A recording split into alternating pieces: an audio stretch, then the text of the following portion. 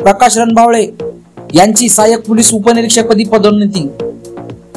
Jalna police दलात कार्यरत असलेल्या पोलीस हवालदारांना सहाय्यक फौजदार पदावर पदोन्नती देण्यात आली आहे। सविस्तर माहिती अशी की पोलीस अधीक्षक जालना अजय कुमार बन्सल यांनी या संदर्भात आदेश काढले आहेत। पदोन्नती झालेल्यामध्ये सध्या पोलीस मुख्यालयातील कार्यरत असलेले प्रकाश पुंजाजी रणबावळे यांची पदोन्नती सहाय्यक पोलीस उपनिरीक्षक पदी झाली आहे।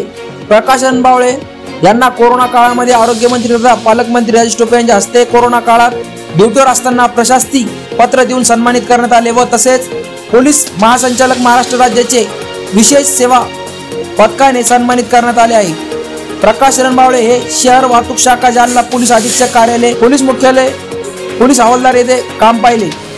पोलीस मुख्यालय येथे पोलीस अधीक्षक कार्यालय येथे माहिती अधिकार अधिनियम 2005 चे काम पाहिले। शहर वाहतूक शाखा व सध्या पोलीस मुख्यालयात कार्यरत होते। प्रकाश रणबावळे यांची सहाय्यक उपनिरीक्षक पदी पदोन्नती झाल्याने त्यांचे सर्वत्र अभिनंदन होत आहे।